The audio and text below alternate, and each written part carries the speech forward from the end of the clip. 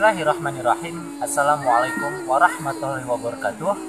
Alhamdulillahirrabbilalamin. Wassalatu wassalamu ala asrofil anbiya'i wal mursalin wa ala alihi washabihi ajma'in, amma ba'du. Pertama-tama, marilah kita panjatkan puji dan syukur kita kepada Allah Subhanahu wa Ta'ala, yang mana hingga saat ini masih memberi kita nikmat yang banyak, sehingga dengan nikmat-nikmat itu kita masih bisa melaksanakan perintahnya dengan baik. Salat beserta salam semoga selalu tercurahkan kepada Nabi besar junjungan kita, Nabi Muhammad SAW, yang dengan perjuangan beliau beserta para sahabatnya, kini kita bisa merasakan manisnya iman dan indahnya Islam. Hadirin yang dirahmati oleh Allah, pada kesempatan kali ini saya akan membahas mengenai apa yang dimaksud dengan ikhlas dalam Islam. Mungkin sebagian orang tahu apa yang dimaksud dengan ikhlas. Kebanyakan orang mengartikan ikhlas sebagai melakukan sesuatu tanpa mengharapkan imbalan apa-apa. Dalam agama kita, ikhlas adalah melakukan sesuatu hanya karena Allah.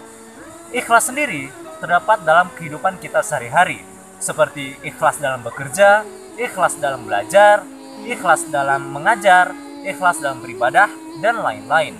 Nah, jika kita ambil dalam konteks ibadah, maka ikhlas berarti melakukan ibadah hanya karena Allah Subhanahu wa Ta'ala, bukan karena hal yang lain, bukan karena ingin dipuji, bukan karena ingin terlihat soleh, tapi benar-benar hanya karena Allah semata.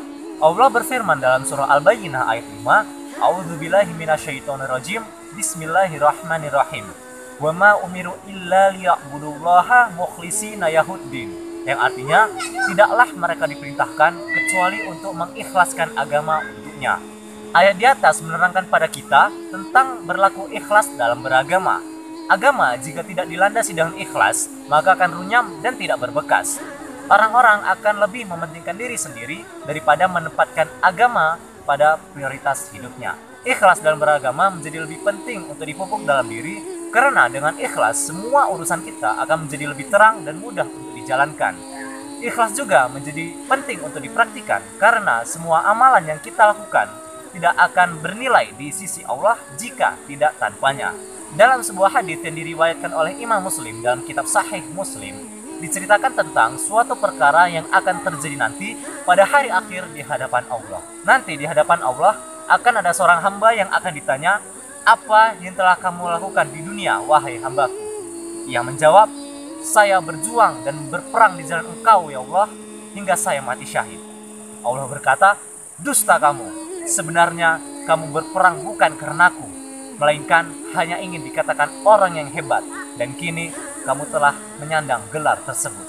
Kemudian Allah memerintahkan agar dia dicampakkan dan dilemparkan ke dalam neraka.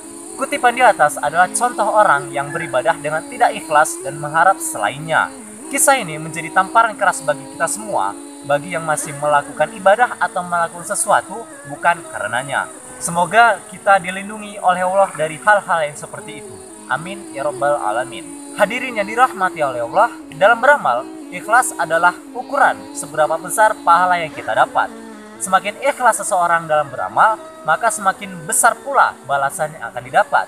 Semakin murni karena Allah dia melakukan sesuatu, maka semakin bernilai amalan yang dilakukan. Setelah kita mengetahui isi dari berlaku ikhlas, marilah kita memupuk dan melatih diri untuk ikhlas dalam segala hal, sehingga apa yang telah Rasulullah siratkan dalam hadisnya tidak akan terjadi kepada kita.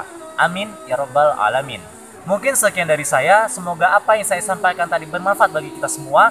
Terima kasih atas perhatiannya dan mohon maaf atas segala kekurangannya. Akhir kata, wabillahi taufik wal hidayah. Wassalamualaikum warahmatullahi wabarakatuh.